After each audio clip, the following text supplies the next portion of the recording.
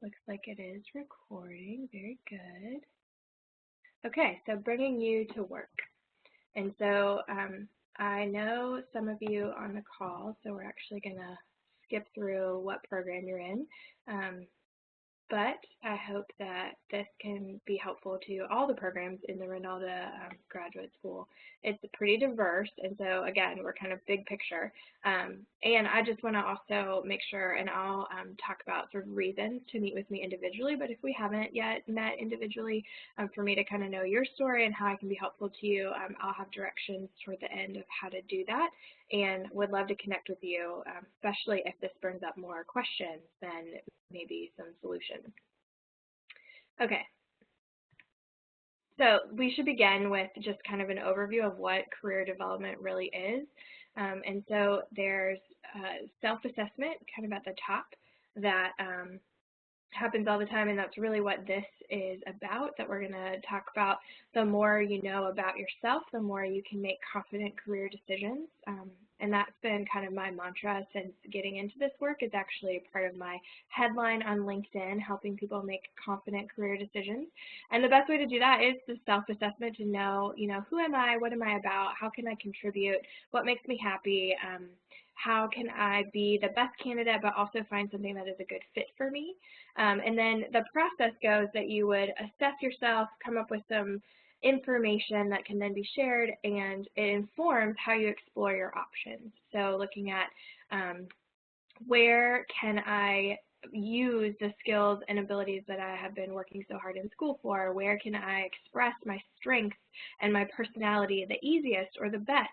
To have longevity and satisfaction and maybe more money or more success, depending on what your goals are with it. And so exploring those options, there's a lot of ways to do that, and I would be happy to talk more about that. I cover some of that in a networking presentation, and then the idea of like informational interviewing, like talking with other people and hearing from them what it's like in their shoes, and knowing what you know about yourself, and then listening to that, how they're describing their work, and then doing that reflection piece of, hey, does this fit for me or not, which takes you into narrowing your options.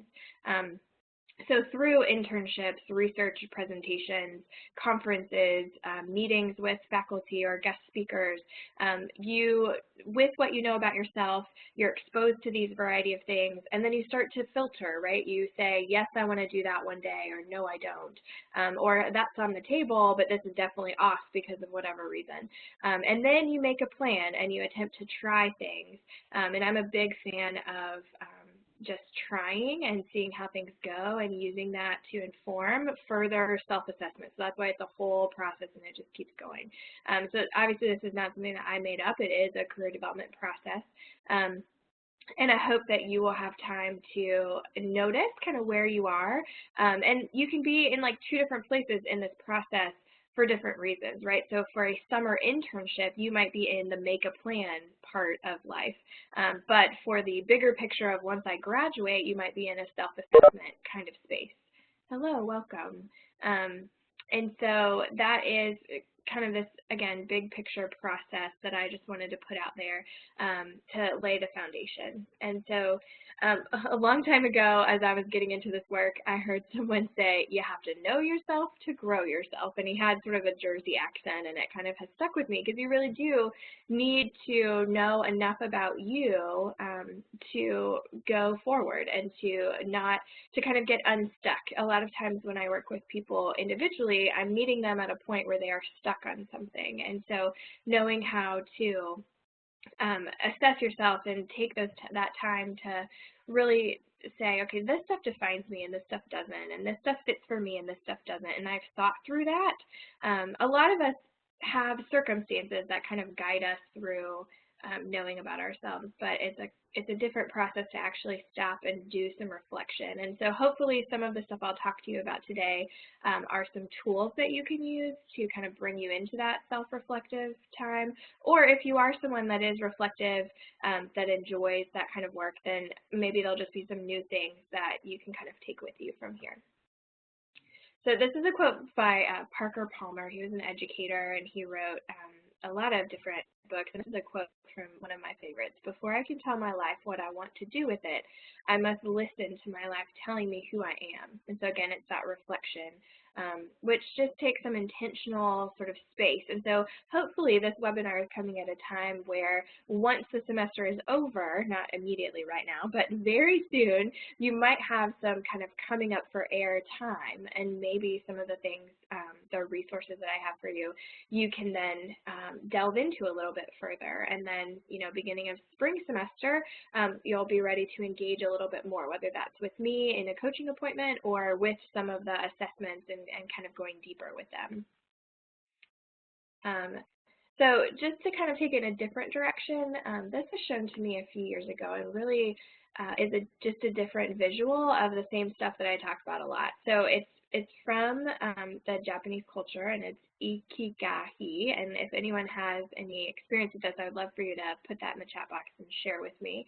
But basically it means the reason I get up each day. And so you can see in the visual over here, it's in the middle. And so it's this idea that all these things would sort of overlap to be, sort of the essence, the passion, if you will. So having a passion, a profession, a vocation, and a mission.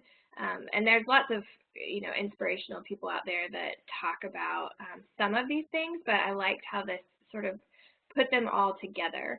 And hopefully it's something that you can think about as well. Just, maybe you have thought about what you're really good at, but not really what the world needs, or things that you love, but you haven't really thought about how can I turn that into something I get paid for, or they feel very separate for you. And I am definitely an advocate for know what you love to do and find a variety of ways to do it, whether it's paid or unpaid, but also knowing that, at a certain point we are looking for work that is meaningful and also that pays our bills. It's important. And it shouldn't be that you necessarily have to choose either one, particularly as I know I'm talking to students who are in a graduate program, right? So you've made it this far and you're looking for ways for your work to have meaning.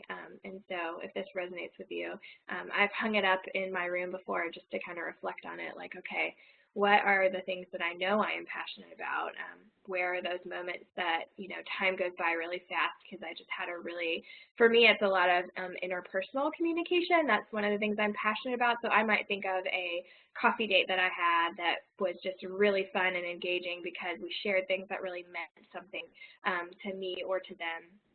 And then, as I think about vocation and mission and that idea of the stuff that the world needs, that is going to look different for everybody and sort of your philosophy of how you might be able to help. So even if you are, in a lab doing science, there are ways that connects with a lot of ways to help. Or you may say, yes, I'm very good at that, and that's what I want to do to get paid. Like I want to move into a research position, or I want to do a professorship or a postdoc. And I have this other piece of me that sees what the world needs, and I want to meet that.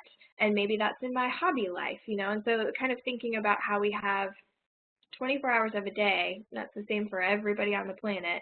However, there's lots of ways to bring this stuff together. And so I don't think there's one specific thing that would be in the middle here. I just think that this is a good visual to show all the things that would be important as we navigate career. So it is just more than, what you study equals what you do kind of idea. So let's expand that if we can. And then I wanted to just talk a little bit about chaos theory. This is something that counselors maybe know a little bit more about, but it's the idea that there's a variety of things that happen around us. There might be several sort of right directions to go. And I have found that this resonates well. It can make people very uncomfortable at first, but then in fact it kind of reduces the pressure around this career decision, that there isn't this like one specific thing that I need to do that I've been trained to do, and there's only one, and if it's not available then I'm a failure, or I'm less than, or my education is no longer valid, and that's not the case. And so the idea of the butterfly effect is that the butterfly's wing can ultimately cause a typhoon halfway around the world. So very little things can cause you to change direction, cause you to make a different decision, so I have several examples of that in my own life and in life of several students I've worked with. One in particular had high aptitude in math, and he was studying math at the graduate level, but loved journaling and creative writing, and was getting to the point where he felt inconsistent. He felt like he wanted to give more time to that creative side of him, but was in this sort of structured process at a high level, and felt like there's a lot of things that played into that, how people viewed him, what he felt he could do because of the sort of titles, like I chose math as this graduate degree, so I need to do a job that maybe requires that degree, that things like that. And we just, as we were talking, he started putting the pieces together, and then started looking at like a psychology PhD program that would play to sort of the statistical side of his skill set in math, but then a little bit more of the people-oriented, and people tend to be more unpredictable, and he can incorporate some of that creativity. And he just started to bring it all together. And so then we created a plan for him to investigate that a little bit more.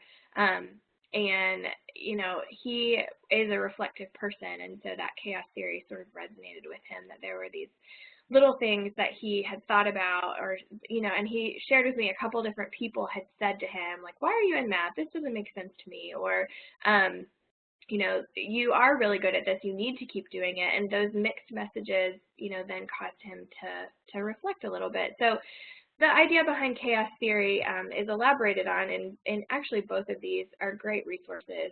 I've listened to these people speak. I've met Catherine Brooks. She was actually director of the OPCD at Wake Forest for a few years. And then Jenny Blake, she has kind of a claim to fame that she used to work for Google, and then she actually quit, and people thought, who quits Google? Isn't it the best place to work? And so she started with kind of a niche in helping people navigate leaving college and going into career. But then she's progressed as an author and has this whole pivot method idea, and her subtitle of her book is really conclusive of it. The only move that matters is your next one. And she has a great podcast that you can access for free on pivotmethod.com, and you can actually look at old podcasts that fit a variety of themes. So she has it's a great book if you want to read the whole thing. If not, you can actually just go to pivotmethod.com and kind of get the gist of it. But she starts all of her podcasts with the quote, "The only thing that is constant is change." And so she really focuses on just looking at what's in front of you and taking the next opportunity, as opposed to maybe trying to map out a 10-year plan. And then speaking of maps, Catherine Brooks has an awesome concept in this book, and also just online. And at the end of this presentation, I actually have a link to some directions if you want to do a wandering map. It's just a lot of different prompts that help you think about a variety of things in your life, and then and you put it all on this paper, and then you kind of analyze it. And so it's something that you can do on your own. It's also something that if you were to do and then you wanted to meet with me to look for more meaning in it, I'd be happy to do that with you. I've done that before, and it's really fun for me because I like those kind of conversations, but sometimes it can be pretty eye-opening as well, like just looking at some of your past experiences, some of the things you're really good at, some of the kind of aha moments for you in your life, and looking at across those, are there certain themes? And what do I do with those themes now that I have been aware of them? And so there's a lot to that I would commend both of those books to you if you're looking for some additional resources, Christmas gifts, whatever. Okay, cool. So in addition to the things we've already talked about, this is sort of 4 areas that go into career decision making that I always like to point out, and they're actually things that you can assess to some degree, and I have a couple different resources I want to show you how you can go and do these if you haven't yet done so. So skills are literally, abilities, aptitudes, things that you are good at, things that you can perform. Sometimes people call these your strengths if you have sort of top skills, but I'm going to talk a little bit about the Strengthsfinder and how that kind of stretches a little bit on the definition of strengths. But those are, often the reason that we pick a major, right? So if we're really good at math, we might choose math as a major, or if we've been really good at cooking, we go to culinary school, right? So we have these skills. but that's only one piece of this puzzle, right? So then there's personality, and personality is something that everybody has, and we all carry it with us, and we run into lots of personality conflicts with other people, which I'm sure everyone would have a story about, and but it plays to even a company's personality or a company culture, that sometimes those are in conflict, right? My personality might not jive as well with an organization who's very hierarchical if I really enjoy collaboration, right? Or if it feels really like everyone's doors are closed and they're all very task oriented, and I really like getting stuff done, but like doing it in the context of relationships, right? And so that might just be people might call it sort of a culture conflict, but it's also related to my personality butting up against the personality of an organization. And so that's really important, and we're not getting into that too much, but in terms of like an interview process, to really try to ask some good questions to deduce like what is the personality of this potential organization. Just because I chose this job title to pursue, maybe there's 6 companies with the same job title they're hiring for. Well, those all have sort of 6 different personalities, and I'm taking mine into that space. And so what can I know about my own personality to know whether I would thrive or feel frustrated, or it's not a match, but it's worth it, and I'll know how to adapt because I've done my own work into my own personality. So one of the most common personality assessments is the Myers-Briggs Type Inventory, and I have a link in here for you to kind of examine that a little bit more. It basically answers 4 questions. The first one is, where do I get my energy? The second one is, how do I make decisions? The third one is, how do I take in information from around the world or around me? And then, how do I organize the world around me? And those questions kind of get to the essence of what people might say is your personality, right? So personality words might be like someone's really outgoing, or someone's really, life of the party, or very quiet, or very organized. Like those things kind of speak to personality, but the MBTI brings them all together. And there's a ton of free stuff online to help you kind of have language for your personality type if one of the 16 actually resonates with you. MBTI has been around a lot, and its reliability and validity is brought into question often, and so it's widely used in business, and you'll probably run into it if you haven't already. So it's worth being aware of, but I wouldn't say it's the end-all be-all. And that's a little bit of Linda's commentary about that, but keep that in mind. So we've got skills, we've got personality, we've also got values. And so values are the things that help us to make decisions kind of underneath the surface, right? So one value that often people have is, I want to provide for my family. And that's going to cause me to make certain choices and certain decisions along the way, right? Another value might be, I really like a challenge. I don't want to get bored in my work. I don't want it to be the same thing. I really value variety. So there's a whole set of workplace values, which I did not include the link to, but I'll make a note to pull that up and email all of you. There is a cool values inventory to help you separate through these things, because everything I'm saying that are these values are going to be important, but which ones are most important to you, and how is it that you can then realize that you want to kind of adhere to those values faced with a decision, right? So even to choose to pursue a PhD or to choose to pursue a master's degree, hopefully fit with your values. I'm guessing most of us value education to some extent, or the opportunity to get ahead in a career because of what you can get out of education. And so there's probably some shared values that you have within your own industry, right? So if you're in English or in the sciences, you're finding people who have similar values to you, and they're going to have some differences, right? So that value of wanting to provide for my family, you'll find that in a physics major and an English major, right? It's not that those are very different. Those are human kind of things that can bring us together. And so it's important just to know, what are your kind of underlying values. Some people really need to work for a company that is very corporately responsible or sustainable or committed to the community in some way. There's a lot of things that help us, again, to make decisions in those can sometimes fall under the category of values. So a values inventory, again, just helps you to narrow down what are the things that underlie my decision making most, which things are most important to me. And honestly, I think that the website I'm thinking of narrows it down to your top 5, but really it's like 3 and maybe even 1 that you end up living out of most, right? That's really guiding what you do and why you do it. And we don't always have that in our awareness. And so kind of examining that and, again, having language for the kind of values that are important to you, that can help you interview better. It can help you deduce, like, is this a good place to walk into, and not feel that sort of scarcity mentality of, like, if this job's offered, I have to take it, but more like, no, I'm evening the playing field because I know what I want and I know who I am, and I want to hear from them who they are and what they want, and let's really see if it's a good match. So that's values. And then there's interests. And so interests, again, lead to why people might have a favorite class in school or choose the major that they chose.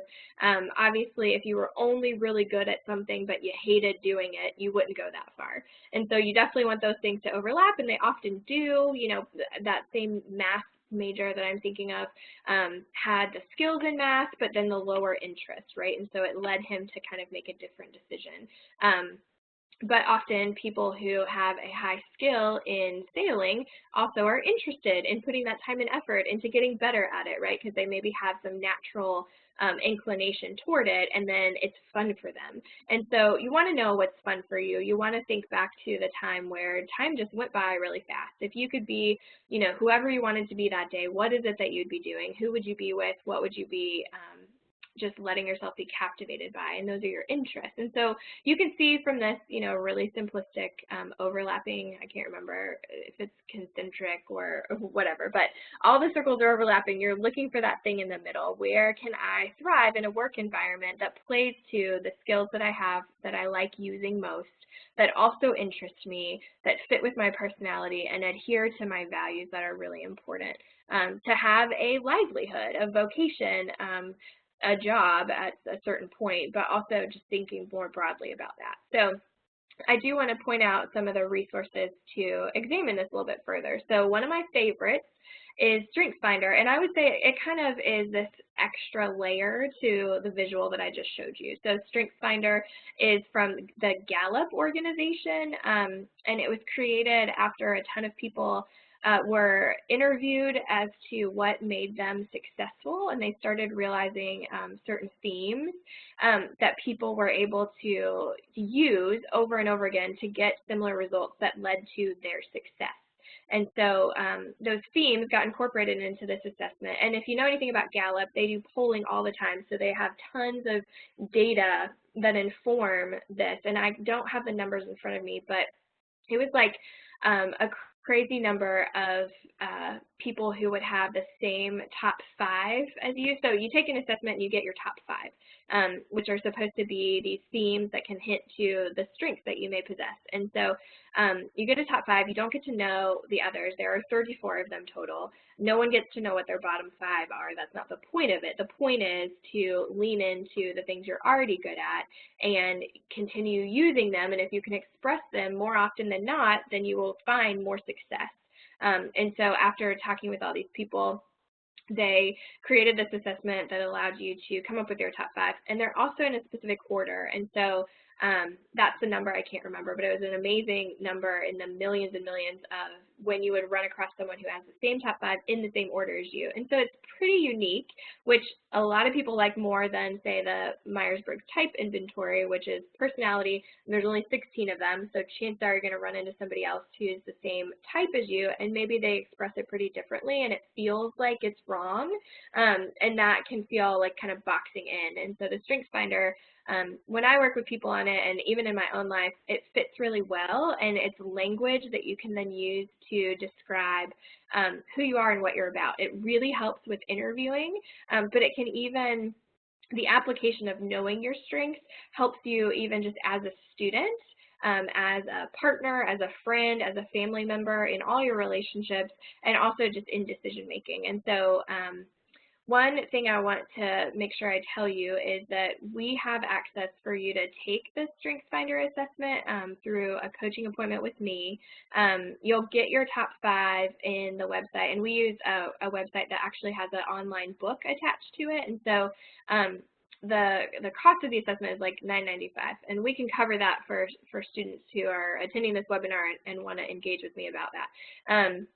But in it, the online book has chapters that apply each of the 34 strengths towards specific reasons. So I love chapter 10 because it's about using your strengths in career planning. So not even in your job, which is some ways like an end game, but in the process of career planning. So for someone who has communication in their top 5. They would want to talk to people to learn about their careers more than taking in information on a website, for example, or watching videos, or going to a library for hours on end. Someone with input, which is another theme, might really love that, being able to pull in anyone. Oh, good, Anna, thank you. She just got me the statistic, which I need to see if I can see the chat bar. Okay, the chances of having the exact same top 5 talent theme in the exact order as someone else is approximately, 1 in 33.39 million. So you're even more than 1 in a million with that assessment. And then for you to have the same top 5 as someone else, but in a different order, is 1 in 340,000 people. And I'll tell you, in all the times that I've been doing this, and I do a lot of workshops with it and hear, from the group who what their top 5 are, I've found people that had 3 of the same, but never more than that. So just anecdotally, it definitely takes a lot. So Strengthsfinder 2.0 is what it's called.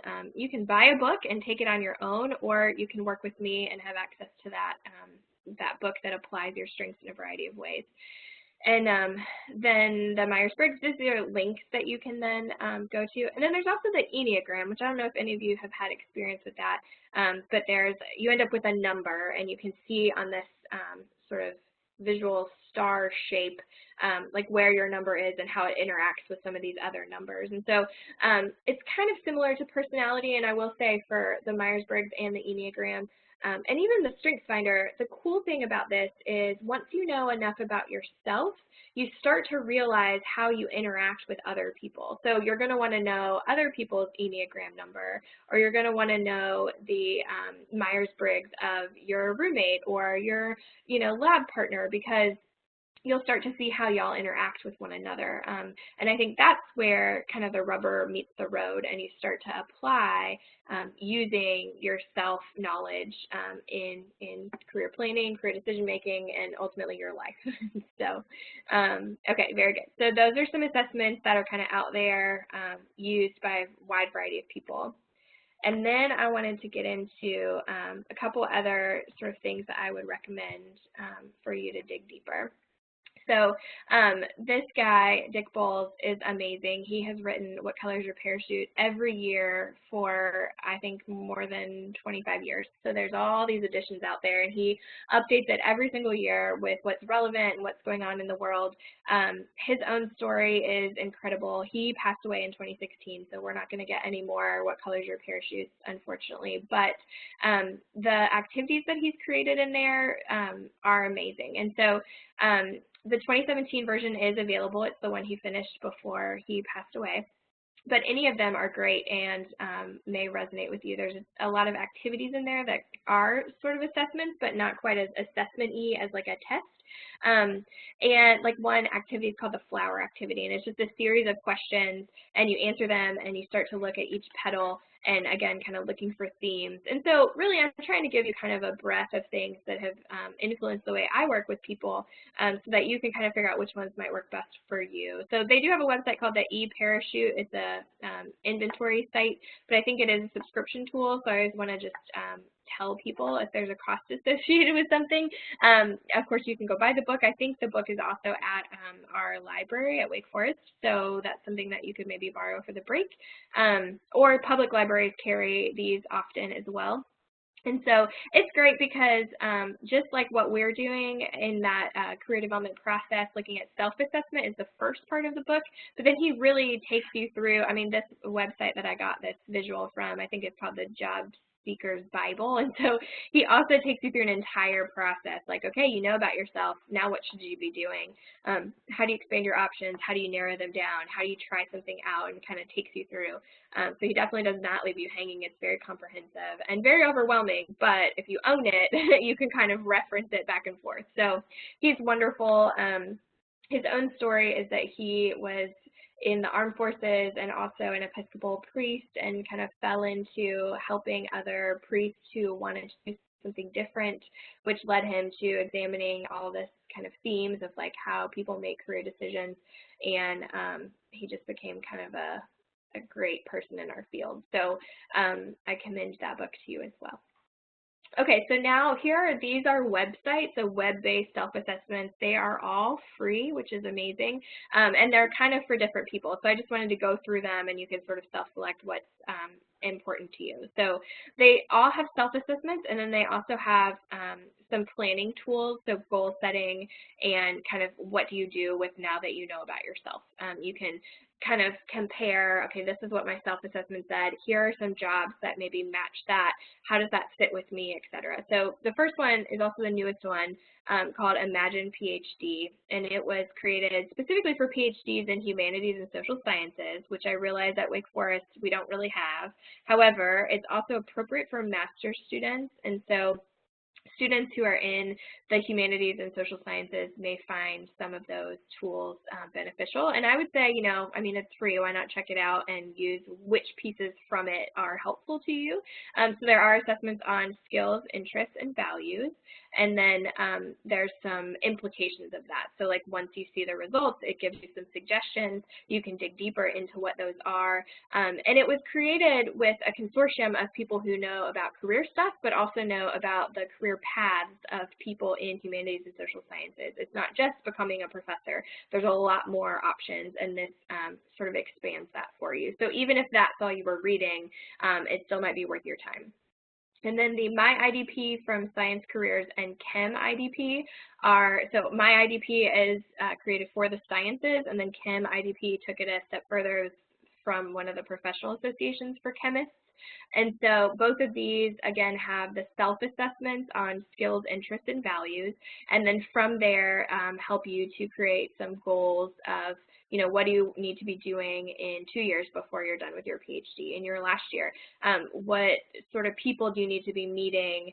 And then it also is stuff that you can then share with an advisor or a mentor, or you could share it with me as a career coach, you know, to kind of say, I'm doing these things, but I'm not sure what I'm supposed to do with it, right? So making meaning from the individual assessment. So they're out there, they're meant to be self-guided, but if you had any further questions or wanted to use that information in a conversation, then we could certainly meet to do that. Okay. Couple other resources as you move through the process of kind of expanding your options or narrowing them. The OPCD is the Office of Professional and Career Development, and I'm sort of in conjunction with them. I work specifically for the Graduate School of Arts and Sciences, and the OPCD offers a lot of resources for all of us that have the @wfu.edu email address, which can include a variety of things, and I have a few of them highlighted here. But it has a list of location-specific resources for cities where there are a lot of Wake Forest alumni, so like Chicago or DC or San Francisco. And so if you're considering moving to another area, you may want to see if that city is listed on the OPCD's website. And then in addition, the library has a lot of databases that you may not have run across because they're probably sitting under like a business section, but there's librarians that can help you. You basically come to them with a question, right? So I want to know all of the publishers in the Raleigh, North Carolina area, and then they would be able to help you come up with a list of publishers in that area. So if there's certain cities that you're thinking about and then you know the kind of field you'd like to go into, this can start to fill in some of the gaps for you, like should I move to a new location? Should I move to this target location? Well, similar to that, Iggyaki visual I showed at the beginning, are there needs there in that geographic space? So the librarians are also wonderful. They love taking problems and trying to help fix them. And then in addition, we also have a subscription to Going Global, which I will also need to add the link here to that, but I will. Going Global is a pretty cool resource, especially if you are interested in working abroad or if you are an international student, because they have a long Excel spreadsheet of H-1B visa companies, so companies who have sponsored or submitted a petition to sponsor in the past. And so they also have really cool city guides, both domestically and abroad. So if you wanted to live in Amsterdam or you wanted to live in Seattle and you just wanted to fill in some of the blanks, like, well, I'm not sure where I should be looking for jobs, maybe there's a couple of job boards that are specific to that area. Or what are the major industries that take place in that space, especially if you're in a position where you have a specific location in mind because that's where your significant other is going to move or is going to work. And so you're kind of bound there for whatever reason, or you want to be near family or whatever. You might as well fill in the gaps of, okay, so what's there where I can use my skills, my interests, my values, and my personality. So Going Global is just another good resource. Okay. And then this is our website that has a lot of the same links that I just shared with you. So I wanted to just put that URL at the bottom there for you to go dig deeper. And I organized the graduate school website into a couple categories. So one is if you're a master's student and you need to navigate to a PhD program, there's some resources for you. And then if you are going into the job search, which area? Are you going into academia, which kind of has its own process and is more common for graduate level? Or is it careers beyond academia, which is kind of everything else? And so most often the stuff I'm talking about will be on that page. So that's why I included it there.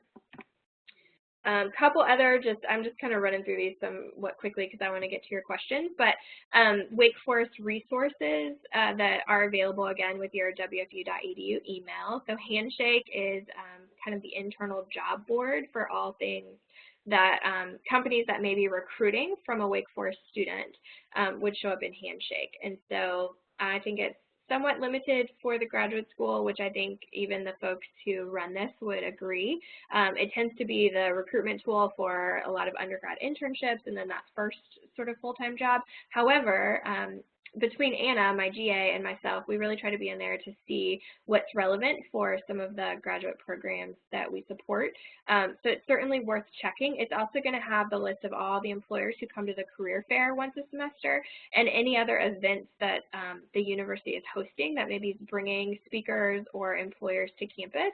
So if you need to register for anything, it's going to be in Handshake, and it's just a good thing for you to at least navigate and know how to do.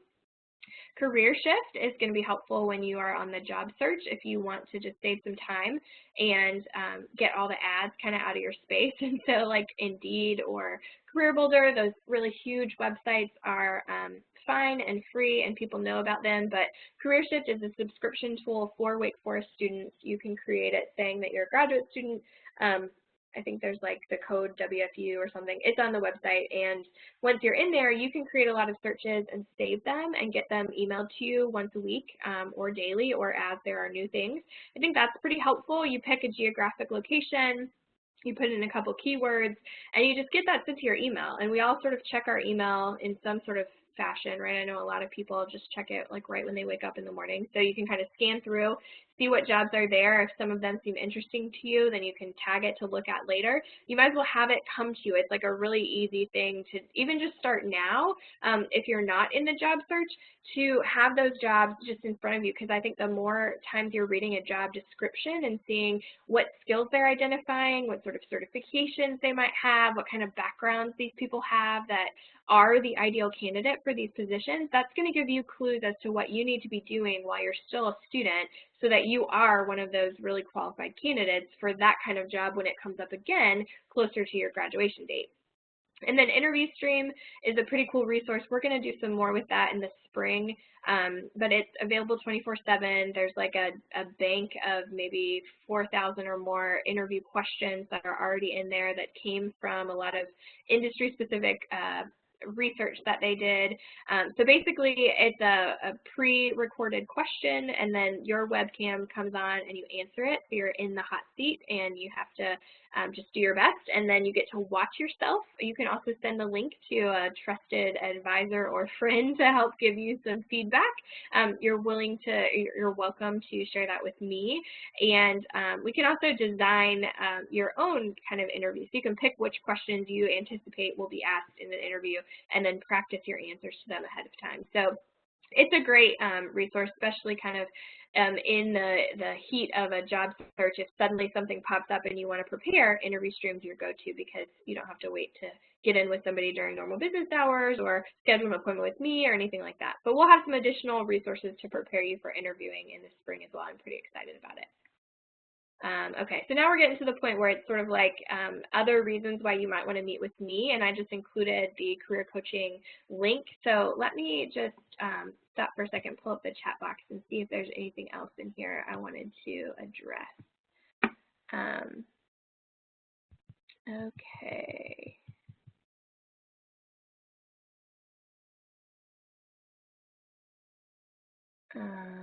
Okay, so Lauren asked about making cold calls to find out more about the personality of a company that you are interested in.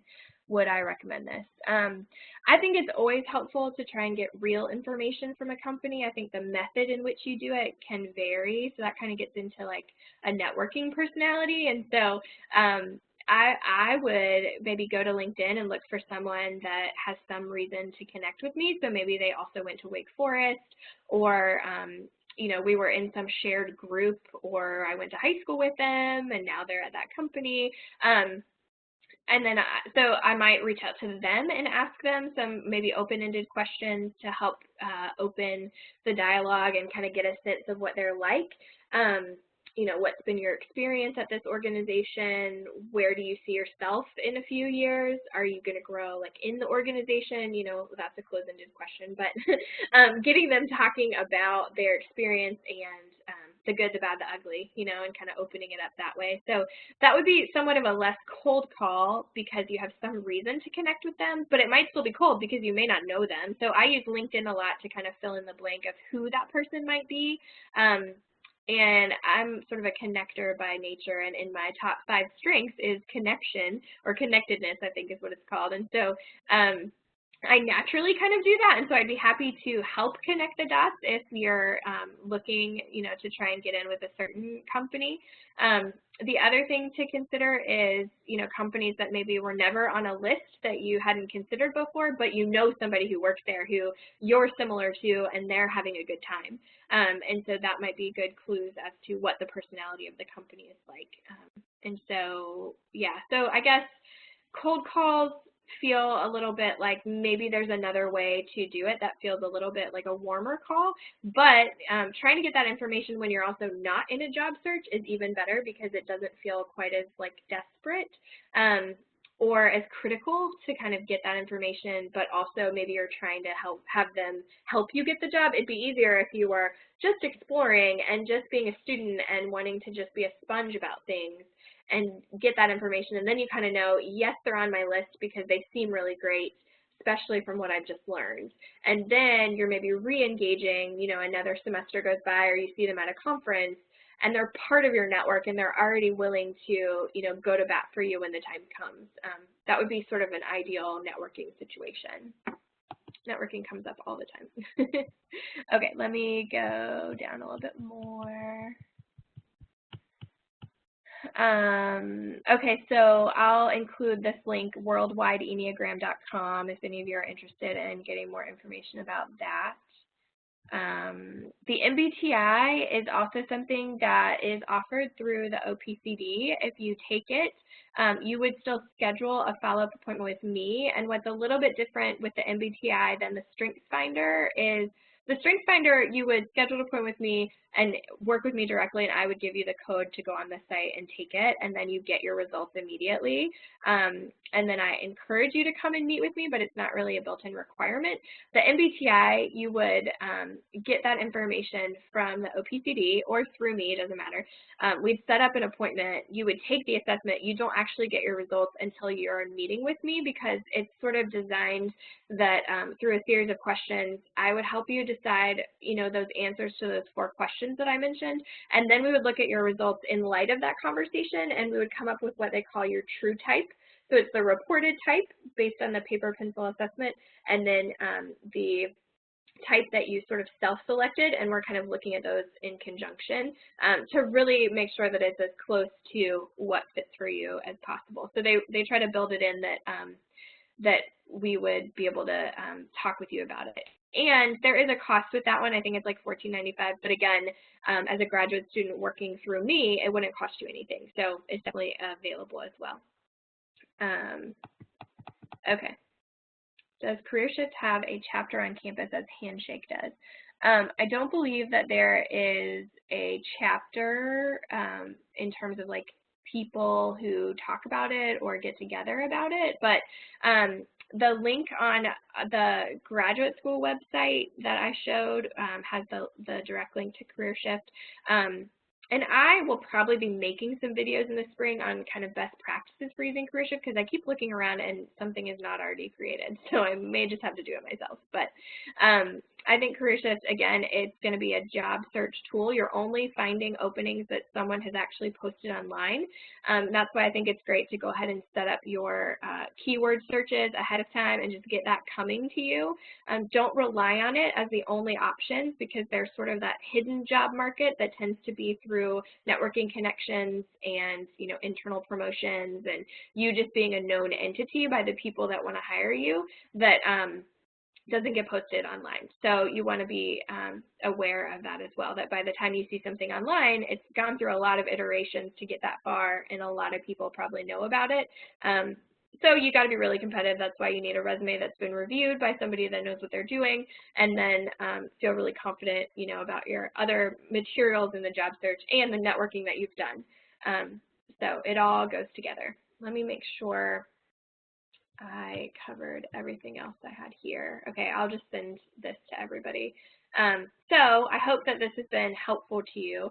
I'm going to go ahead and stop sharing the presentation just so I can see the full board here, and if anyone has any other questions and you want to send me a chat now, I'm going to go ahead and end the recording as well so that that's done. And thank you so much for coming. If you don't have any other questions, then you can go ahead and log off.